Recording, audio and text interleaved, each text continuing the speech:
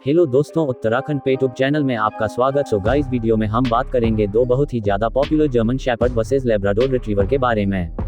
तो चलिए दोस्तों, वीडियो शुरू करते हैं। कृपया बिना स्किप किए वीडियो को पूरा देखें। जर्मन शेपर्ड बनाम लैब्राडोर रिट्रीवर, यह एक कठिन विकल्प है, लेकिन हम आपको सही निर्णय लेने में मदद कर सकते हैं, आपके परिवार, आपकी जीवन शैली और आपके भविष्य के कुत्ते के लिए, क्योंकि दोनों नस्लों के पक्ष और विपक्ष हैं और वे आपकी अपनी व्यक्तिगत परिस्थितियों पर निर्भर करते हैं। हम आपको उन कुत्ते के अंतरों के बारे में बताने जा रहे हैं और आपको अपने शीर्ष पिल्ला के साथ मेल खाने में मदद करेंगे। जर्मन शेपर्ड बनाम लैब्राडोर रिट्रीवर, यदि आप अपने परिवार में एक और कुत्ता या संभवतः अपना पहला कुत्ता जोड़ने के बारे में सोच रहे हैं, तो संभावना है कि अब तक आपने अपने विकल्पों को कम कर लिया है। जर्मन शेपर्ड बनाम लैब्राडोर खुद को बहस करने के लिए एक आम पहेली है। ये कुत्तों की दो नस्लें हैं जो आमतौर पर कार्यबल और शोरिंग में पाई जाती हैं और साथ ही पालतू जानवर भी बहुत पसंद किए जाते हैं। वे क्रमशः कुत्तों की पहली और दूसरी सबसे लोकप्रिय नस्लें भी हैं।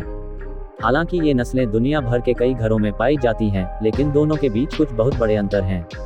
यदि आप जर्मन शेपर्ड बनाम लैब्राडोर खरीदने या अपनाने पर विचार कर रहे हैं, तो यह महत्वपूर्ण है कि आप अंतरों को पहचानें। ये मुख्य रूप से उनके स्वभाव और संभावित स्वास्थ्य समस्याओं से संबंधित हैं, लेकिन वे कामकाजी भागीदारों, शो पार्टनर्स या पालतू जानवरों के रूप में उपयुक्तता में भी भिन्न होते हैं। जर्मन शेपर्ड या लैब्राडोर रिट्रीवर आपके लिए सही नस्ल का चयन पहली नज़र में जर्मन शेपर्ड और लैब्राडोर स्पेक्ट्रम के ज्यादातर विपरीत छोर पर दिखाई दे सकते हैं। उनकी एकमात्र साझा विशेषता उनकी ऊंचाई है, हालांकि वे कुछ अन्य समानताएं साझा करते हैं। दोनों हिप डिस्प्लेसिया और अन्य स्वास्थ्य स्थितियों से ग्रस्त हैं जो बड़ी कुत्तों की नस्लों में आम हैं, लेकिन वे दोनों बेहद बुद्धिमान भी माने जाते हैं। प्रत्येक कुत्ते के पास एक अविश्वसनीय कार्य नैतिकता होती है और वह अपने मालिक के साथ एक मजबूत बंधन बनाता है। लेकिन जीएसडी और लैब्स पर करीब से नजर डालने पर यह स्पष्ट है कि परिवार के पालतू जानवरों के रूप में उनके स्वभाव और उपयुक्तता अलग अलग हो सकते हैं, कभी कभी कुत्ते के आधार पर काफी हद तक। जर्मन शेपर्ड अपनी रखवाली करने की प्रवृत्ति और कभी कभी गलत आक्रमण के लिए जाने जाते हैं। दूसरी ओर लैब आमतौर पर खुश परिवार के कुत्ते होते हैं जो अजनबियों को काफी स्वीकार करते हैं। वे कभी कभी थोड़े उत्तेजित हो सकते हैं और मिलने वाले किसी भी व्यक्ति का अभिवादन करने के लिए लगभग उत्सुक भी हो सकते हैं। इसलिए घरों में अंतर है कि जर्मन शेपर्ड बनाम लैब्राडोर कुत्तों को क्या करना चाहिए। एक जर्मन शेपर्ड आपके एकल कुत्ते सभी वयस्क घर में खुश हो सकता है, और यदि आप केवल परिवार के अनुकूल पालतू जानवर की तलाश कर रहे हैं तो एक लैब्राडोर बेहतर विकल्प हो सकता है। लेकिन क्या हमेशा ऐसा ही होता है? लैब्राडोर रिट्रीवर बनाम जर्मन शेपर्ड मित्रता, जब एक कुत्ता प्राप्त करने की बात आती है, तो यह सबसे अच्छा है कि आप केवल इसलिए चयन न करें क्योंकि आप इसे पसंद करते हैं या क्योंकि यह एक लोकप्रिय नस्ल का सदस्य है। कुत्ते अपनी अनूठी विशेषताओं और व्यक्तित्व वाले व्यक्ति हैं। जर्मन शेपर्ड को परम काम करने वाले कुत्ते के रूप में पाला गया था। उनके सबसे पुराने पूर्वजों को भेड़ चराने वालों और रक्षक कुत्तों के रूप में इस्तेमाल किया जाता था। वे सभी प्रकार के तत्वों का सामना करने और झुंड और संपत्ति दोनों को नुकसान से बचाने के लिए काफी मजबूत थे। आज के जर्मन चरवाहों में अत्यधिक वफादार व्यक्तित्व को बरकरार रखा गया है, लेकिन पशुओं की रक्षा के लिए इस्तेमाल होने के बजाय इसे पुलिस के काम में और महत्वपूर्ण इमारतों और या लोगों की रखवाली में इस्तेमाल किया गया है। दुर्भाग्य से इसके काम की सामान्य रेखा ने जर्मन शेपर्ड को कुछ हद तक खराब प्रतिष्ठा दी है जब यह एक आक्रामक या आसानी से जगी नस्ल होने की बात आती है। चूंकि उनके पास अपने परिवार की रक्षा करने की गहरी जरूरत है, एक जीएसडी जिसे वह घुसपैठ या मानता है उस पर हमला कर सकता है, चाहे वह इंसान हो या जानवर, अगर उन्हें लगता है कि उनका घर या मालिक खतरे में है। इस प्रकार का व्यवहार कुछ स्थितियों में जीएसडी को दूसरों की तुलना में बेहतर बनाता है। जर्मन शेपर्ड की रखवाली की प्रवृत्ति, उनकी रखवाली की प्रवृत्ति के कारण एक जीएसडी उन घरों में उपयुक्त नहीं हो सकता है जिनमें छोटे या गुस्सैल बच्चे हैं या जिनमें दोस्तों या परिचितों से कई आगंतुक आते हैं। ऐसा माना जाता है कि कुत्ते के काटने के लगभग 50% मामले 12 साल से कम उम्र के बच्चों में होते हैं और सबसे संभावित कैनाइन दोषियों में से एक जर्मन शेपर्ड है। जर्मन शेपर्ड नस्ल को पिटबुल के बाद दूसरे स्थान पर दिखाया गया है जब आप काटने की मौत को देखते हैं। हो सकता है कि आप एक ही घर में अन्य कुत्तों या बिल्लियों को रखने में सक्षम न हो। आइए तनाव लें, इसका मतलब यह नहीं है कि जीएसडी स्वाभाविक रूप से खतरनाक हैं। यह परिवारों के लिए जर्मन शेपर्ड से इनकार नहीं करता है, लेकिन सही पपी चुनने और रखवाली करने के जोखिम को कम करने की बात आती है तो इसका महत्व बढ़ जाता है। माता पिता दोनों से मिलना और यह सुनिश्चित करना कि वे मित्रवत हैं महत्वपूर्ण है। उनके घर पहुंचने के समय से पूरी तरह से समाजीकरण से भी बड़ा फर्क पड़ेगा। दूसरी ओर लैब बहुत ही सामाजिक प्राणी है। यद्यपि आपको कभी कभी ऐसी लैब मिल जाएगी जो गार्ड या आक्रामक है, यह दुर्लभ है। समाजीकरण की अभी भी सिफारिश की जाती है, लेकिन कम दबाव होता है और आप अधिक आश्वस्त हो सकते हैं कि आपका पिल्ला अभी भी एक सामाजिक वयस्क कुत्ते के रूप में विकसित होगा। जर्मन शेपर्ड बनाम लैब्राडोर स्वभाव। लंबे समय तक अकेले रहने पर जर्मन शेपर्ड और लैब्राडोर दोनों विनाशकारी हो सकते हैं। वे उन घरों के अनुकूल नहीं हैं जहां परिवार पूरे समय काम करता है, क्योंकि वे साहचर्य की लालसा रखते हैं। याद रखें कि वे दोनों बुद्धिमान कुत्ते हैं जो व्यायाम पर पनपते हैं और उत्कृष्टता प्राप्त करने के लिए नौकरी करते हैं। जर्मन शेपर्ड बनाम लैब्राडोर की तुलना करते समय हमें लैब्स को 2 श्रेणियों में अलग करने की आवश्यकता होती है। हालांकि लैब्राडोर रिट्रीवर की केवल एक नस्ल है, 2 अनौपचारिक लैब प्रकार हैं, अमेरिकी लैब्राडोर और अंग्रेजी लैब्राडोर। हालांकि ऐसा लगता है कि अमेरिकी और अंग्रेजी लैब्राडोर उनके स्थान से भिन्न हैं, वे वास्तव में केवल उनके निर्माण और स्वभाव से अलग हैं। अमेरिकन लैब को वर्किंग स्ट्रेन कहा जाता है। उन्हें नौकरी करने और अपने हैंडलर के साथ मिलकर काम करने की अधिक आवश्यकता होगी। जब गतिविधियों की बात आती है तो अंग्रेजी या शो की विविधता सामान्य रूप से अधिक ठंडी होती है, लेकिन यह मूर्खता के स्तर को भी प्रदर्शित कर सकती है जो आपको किसी कामकाजी लैब या जीएसडी में नहीं मिल सकती है। लैब बनाम जर्मन शेपर्ड। आकार। लैब्राडोर और जर्मन शेपर्ड दोनों ही बड़ी नस्लें हैं। जर्मन शेपर्ड अपने लिंग के आधार पर 50 से 90 पाउंड तक कहीं भी हो सकते हैं। एक नियम के रूप में महिलाएं छोटी होती हैं और कंधे पर 22 से 26 इंच तक कहीं भी पहुंचती हैं। लैब्राडोर रिट्रीवर्स 55 से 80 पाउंड महिलाओं के छोटे होने के बारे में एक ही नियम से कहीं भी परिपक्व हो सकते हैं और कंधे पर 21.5 से 24.5 इंच लंबा हो सकते हैं।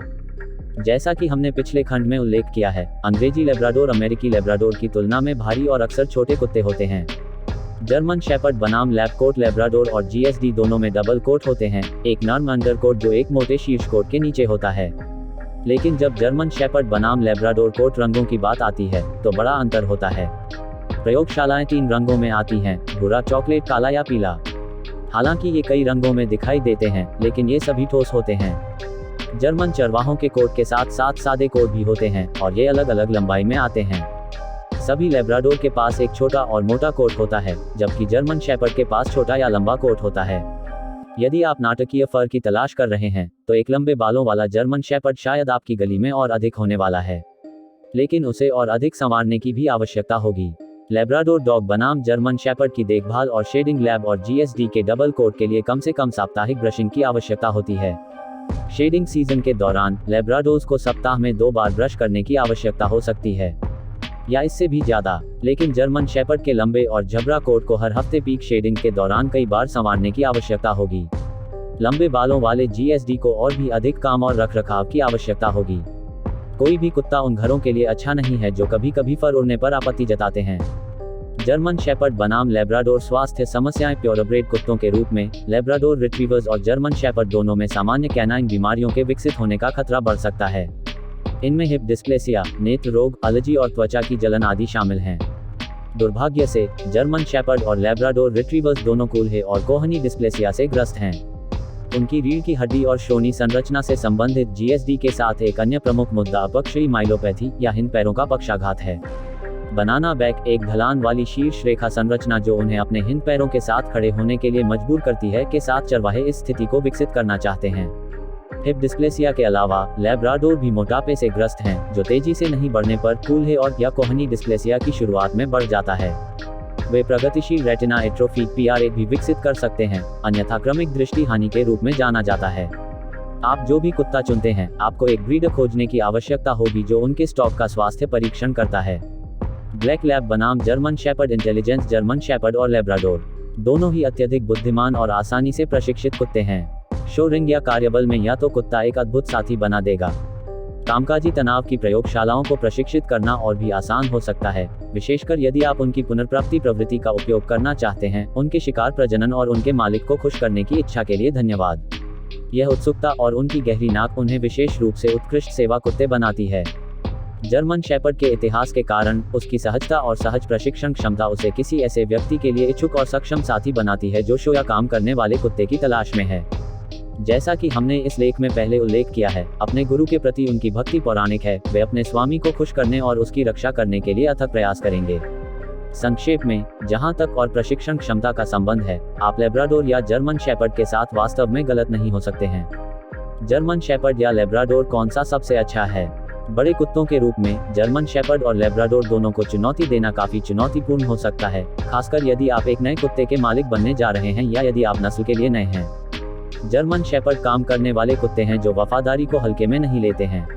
उन्हें अधिक प्रशिक्षण और सामाजिककरण की आवश्यकता होती है, और आपको माता पिता को स्वभाव के साथ साथ स्वास्थ्य के मामले में सावधानीपूर्वक चुनने की आवश्यकता होगी। कुछ जीएसडी बच्चों या अन्य पालतू जानवरों वाले घरों के लिए उपयुक्त नहीं हो सकते हैं, लेकिन यह निश्चित रूप से नियम नहीं है। लैब्राडोर के पास उत्कृष्ट शिकार और कामकाजी व्यवहार भी होते हैं, लेकिन उन सुगंधों से थोड़ा अधिक विचलित हो सकते हैं जिन्हें वे पीछा करना चाहते हैं या उन लोगों से जिन्हें वे मिलना चाहते हैं। दोनों नस्लों में घने डबल कोट होते हैं जिन्हें साप्ताहिक संवारने की आवश्यकता होती है। जर्मन शेपर्ड, उनके लंबे कोट के साथ शेडिंग सीजन की तुलना में बहुत अधिक संवारने की आवश्यकता होती है, खासकर लंबे बालों वाली किस्में। प्रत्येक नस्ल के साथ कुछ स्वास्थ्य समस्याएं हैं, और आप जो भी चुनते हैं उसके लिए आपको एक ब्रीडर ढूंढना होगा जो स्वास्थ्य परीक्षण करता है।